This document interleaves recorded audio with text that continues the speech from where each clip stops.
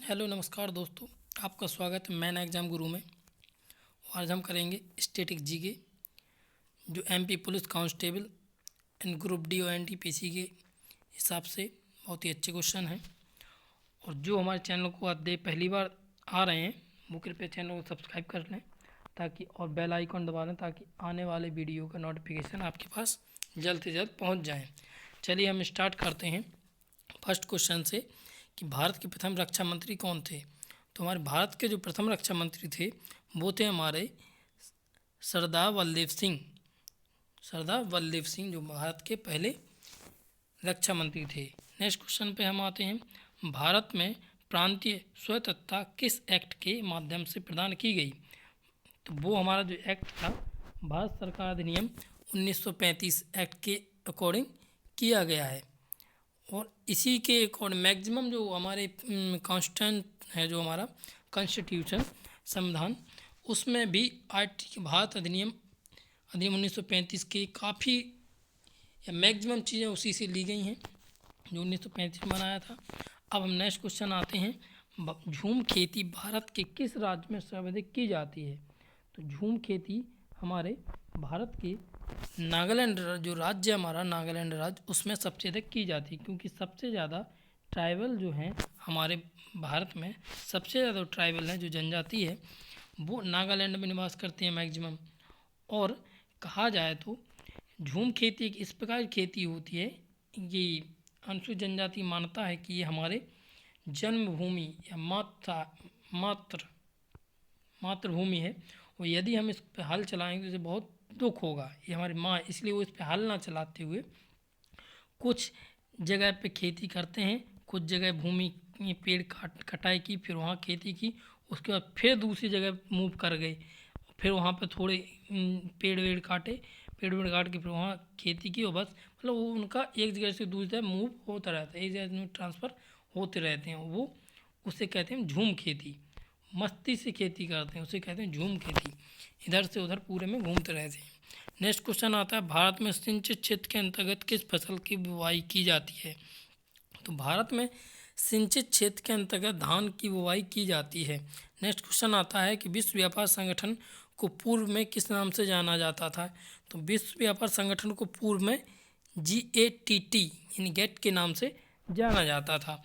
Next question आता है हमारा, पूछ लिया है कि प्याज किस प्रकार की फसल है। प्याज हमारी कौन सी फसल है, नगदी फसल है। प्याज कौन सी हमारी नगदी फसल है, एक प्रकार की नगदी फसल है। नेक्स्ट क्वेश्चन है हमारा, भारत में कुल कितने अंक के पिन कोडों का प्रयोग किया जाता है। कितने अंक तक के पिन कोडों का प्रयोग किया जाता है। तो भारत में कुल कितने किया जाता है, 8 अंकों तक का पिन कोड का इस्तेमाल किया जाता है। कितने अंक का किया जाता है, कितने अंक का पिन कोड का किया जाता है इस्तेमाल, 6 अंकों का इस्तेमाल किया जाता है। 8 नहीं है, 8 गलत है, 6 का इस्तेमाल किया जाता है। नेक्स्ट क्वेश्चन आ जाता है हमारा, भारत में कपास का सबसे बड़ा उत्पादक राज्य कौन सा है। नेक्स्ट क्वेश्चन हमारा, भारत में कपास का सबसे बड़ा उत्पादक राज्य कौन सा है। तो हम एक बात आपको बता देते हैं कि भारत में कपास का सबसे बड़ा उत्पादक राज्य गुजरात में सबसे ज़्यादा कपास उत्पन्न होती है, जबकि तमिलनाडु राज्य एक ऐसा राज्य है जहाँ पर क्या है, फैक्ट्रियाँ लगाई हैं, कॉटन की फैक्ट्रियाँ जो सबसे अधिक हैं। भारत में सबसे अधिक कॉटन की फैक्ट्रियाँ कहाँ पर, तमिलनाडु राज्य में लगाई गई हैं। नेक्स्ट क्वेश्चन आता है हमारा, तिब्बत में किस नदी को सांगपो कहा जाता है। तो तिब्बत से कौन सी नदी, ब्रह्मपुत्र नदी को क्या, सांगपो नाम से जाना जाता है। नेक्स्ट क्वेश्चन आता है हमारा 10वां क्वेश्चन, किसान क्रेडिट कार्ड योजना कब शुरू की गई थी। तो वो की गई थी हमारी 1998 में शुरू की गई थी। नेक्स्ट क्वेश्चन हमारा, यूरोपीय राष्ट्रों द्वारा शुरू की गई साझी मुद्रा किस नाम से जाना जाता है। तो उसे जाना जाता है यूरो के नाम से। यूरोपियन यूनियन है जो यूरोपियन यूनियन जो है EU यूरोपीय यूनियन, वहाँ पे कम से कम अभी 28 देश थे, उसमें से अभी ब्रिटेन अलग हो रहा है। ब्रिटेन ने अपने अलग होने का प्रस्ताव किया था तो वो अलग हो जाएगा। तो उसमें जितने भी यूरोपीय यूनियन में जो कंट्री हैं देश शामिल है उनमें सभी में यूरो ही चलता है, यूरो ही वहाँ पे चलता है, यूरो उधर चलती है। विश्व का अध्ययन किस विज्ञान के तहत किया जाता है? जो हमारा क्वेश्चन है 12वां, इसमें विषयों का अध्ययन किया जाता है, उसे हमें क्या बोला जाता है? टॉक्सिनोलॉजी, टॉक्सिनकोलॉजी कहा जाता है। विश्व का अध्ययन टॉक्सिकोलॉजी कहा जाता है। हीरा, नेक्स्ट क्वेश्चन 30 में, हीरा क्यों जगमगाते हैं? हीरे क्यों जगमगाते हैं? वो इसलिए जगमगाते हैं क्योंकि प्रकाश का उच्च परावर्तन होना, प्रकाश के उच्च परावर्तन के कारण वो जगमगाते हैं। नेक्स्ट क्वेश्चन है हमारा, भारत की प्रथम पंचवर्षीय योजना का कार्यकाल क्या था? तो भारत की प्रथम पंचवर्षीय योजना का कार्यकाल था 1951 से लेके 56 तक, 1951 से लेके 56 तक। नेक्स्ट क्वेश्चन है हमारा, सुभाष चंद्र बोस, नेक्स्ट क्वेश्चन है, सुभाष चंद्र बोस ने 1939 में किस पार्टी की स्थापना की थी? तो उन्होंने जो पार्टी की थी, स्वराज पार्टी की स्थापना की थी, स्वराज पार्टी की स्थापना की थी। उन्होंने कौन सी की थी? स्वराज पार्टी की, स्वराज पार्टी की स्थापना की थी। नेक्स्ट क्वेश्चन है हमारा 16वां, वो है हमारा, स्वतंत्र श्रमिक दल की स्थापना किसने की? तो वो की थी डॉक्टर BR अम्बेडकर साहब जी ने की थी। उसके बाद नेक्स्ट क्वेश्चन है हमारा कि जॉब चारनॉक ने कोलकाता नगर की स्थापना कब की थी? तो उन्होंने कोलकाता नगर की जो स्थापना की थी वो की थी 1690 में, 1690। यदि पूछ लिया कि कोलकाता नगर की स्थापना किसने की थी, तो वो क्वेश्चन आंसर होगा जॉब चारनॉक ने की थी। नेक्स्ट क्वेश्चन आते हैं हम, 18वां क्वेश्चन है, पुर्तगालियों ने गोवा को कब अपने स्वतंत्र किया? तो वो उन्होंने किया था 1961 में स्वतंत्र किया था गोवा को। नेक्स्ट क्वेश्चन पे आते हैं, राजा राम मोहन राय ने ब्रह्म समाज की स्थापना कब की थी? तो राजा राम मोहन राय ने ब्रह्म समाज की स्थापना 1828 में की थी। और इन्हीं के प्रयासों से सन 1829 में सती प्रथा पर रोक लगाई गई, सती प्रथा पर रोक लगाई गई। और इनके जो दोस्त थे उस समय विलियम बैटिंग करके दोस्त थे वहाँ के, जो कि गवर्नर जनरल थे। तो उन्होंने इनसे अपील की, सर ये कुरीतियाँ है वो इसको ख़त्म किया जाए। तो उन्होंने कानून बनाया, उसके तहत क्या कर दिया? सती प्रथा का अंत कर दिया। सती प्रथा में क्या होता था कि जब किसी का हस्बैंड एक्सपायर हो जाता था किसी वाइफ का, तो उस वाइफ को भी इसके साथ क्या हो जाता था? अग्नि में दहन होना होता था। तो उस कुरीति को उन्होंने ख़त्म किया था 1829 में। नेक्स्ट है, वेद शब्द का अर्थ क्या होता है? वेद शब्द का अर्थ होता है कि ज्ञान, ज्ञान। वेद शब्द का अर्थ होता है, ये है वेद, वेद लिखा हुआ है यहाँ पे। इस शब्द का अर्थ होता है ज्ञान। और एक दिया था नारा, वेदों की ओर लौटो या वेदों की ओर चलो। ये नारा किसने दिया था? दयानंद सरस्वती जी ने दिया था, दयानंद सरस्वती जी ने दिया था। नेक्स्ट क्वेश्चन आ जाते हैं हम, 21वां क्वेश्चन है हमारा, लोहे में जंग किस कारण लगती है? जब लोहे का ऑक्सीडाइजेशन, जब खुले में लोहा पड़ा रहेगा तो क्या वो ऑक्सीकरण की क्रिया होगी, जिसके कारण उसमें जंग लग जाएगा, उसका क्षरण होने लगेगा। नेक्स्ट क्वेश्चन आते हैं 22 वाले पे, विश्व Suraiya iron and steel limited कहाँ स्थित है? तो वो है हमारा भद्रावती में है। और विश्व सुरैया जी के नाम पर ही हमारा क्या है? इंजीनियर्स डे भी मनाया जाता है, इंजीनियर डे भी मनाया जाता है। विश्व सुरैया जी के बहुत सिविल इंजीनियर थे, उनके नाम, उनके उस पर मनाया जाता है।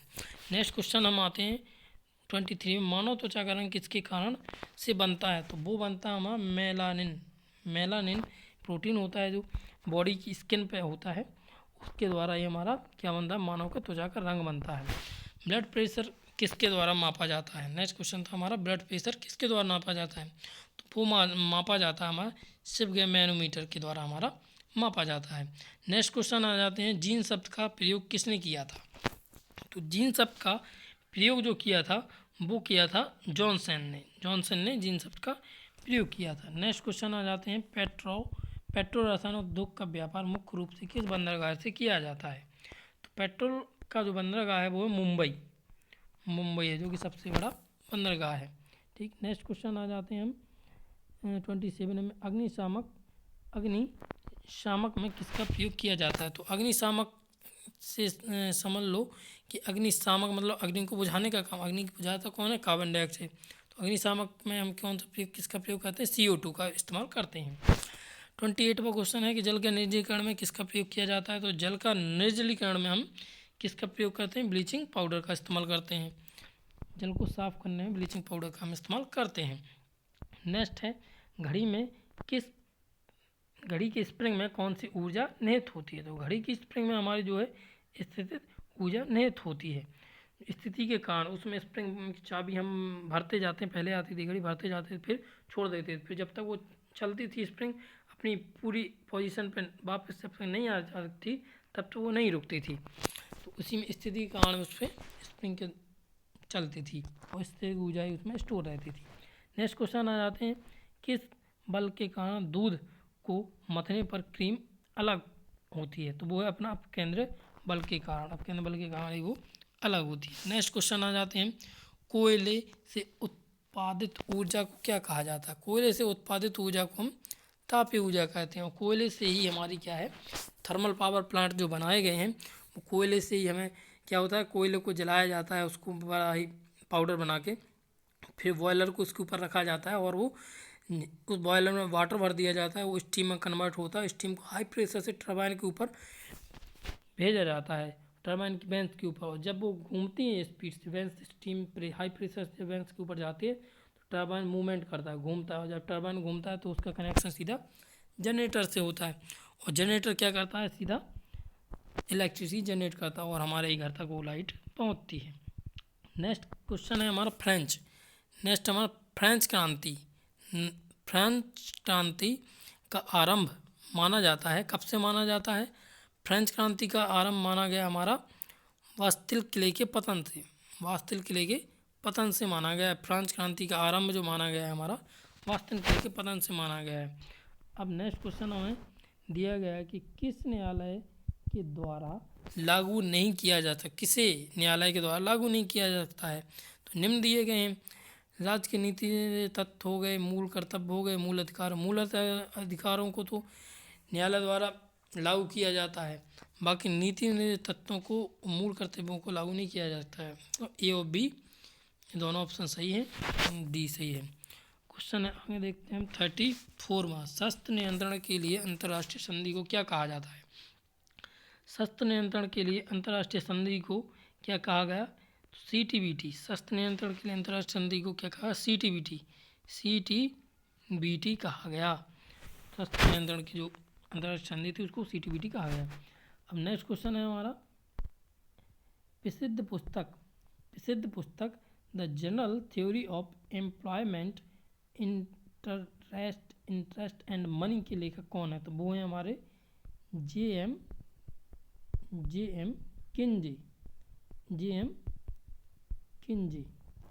किंजे इसके लेखक हैं। नेक्स्ट क्वेश्चन हम आते हैं, देखते हैं क्या है, विश्व में सर्वप्रथम पूंजीवादी अर्थव्यवस्था किस देश ने लागू की थी। तो पूंजीवादी जो अर्थव्यवस्था है वो USA ने लागू की थी। कौन सी अर्थव्यवस्था, पूंजीवादी अर्थव्यवस्था किसने की थी, USA ने की थी। नेक्स्ट क्वेश्चन आता है, हम विश्व में सर्वप्रथम समाजवादी अर्थव्यवस्था किस देश ने लागू की थी। तो समाजवादी जो अर्थव्यवस्था है वो सोवियत संघ जो USSR ने लागू की थी। नेक्स्ट क्वेश्चन आ जाते हैं हम, भारत में किस प्रकार की अर्थव्यवस्था लागू की गई। भारत में जो अर्थव्यवस्था लागू की गई वो की गई हमारी मिश्रित अर्थव्यवस्था।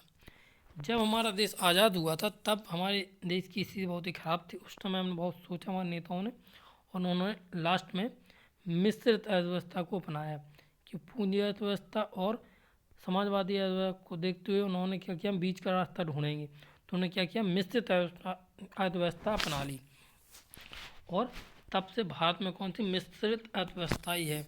देखा जाए तो उत्तरी कोरिया है, जो उत्तरी कोरिया उसमें कौन सी व्यवस्था है, बंद या क्लोज अर्थव्यवस्था लागू की गई है। जो कि उससे क्या होता है क्लोज अर्थव्यवस्था में कि ना तो हम बाहर अपना बिजनेस कर सकते हैं अपने देश को छोड़ के, ना किसी देश से हम इंपोर्ट कर सकते हैं ना एक्सपोर्ट कर सकते हैं, हम केवल अपने देश में ही सामान बेच सकते हैं। और आज के लिए इतना ही। हमारा आज का वीडियो अच्छा लगा है लगा हो तो चैनल को सब्सक्राइब करें, शेयर करें और लाइक करें। और आगे आने वाले वीडियो देखने के लिए बेल आइकन दबा दें और नोटिफिकेशन, ताकि आपके पास आसानी से जल्दी जल्दी पहुंच जाए। उसके लिए धन्यवाद। Thank you.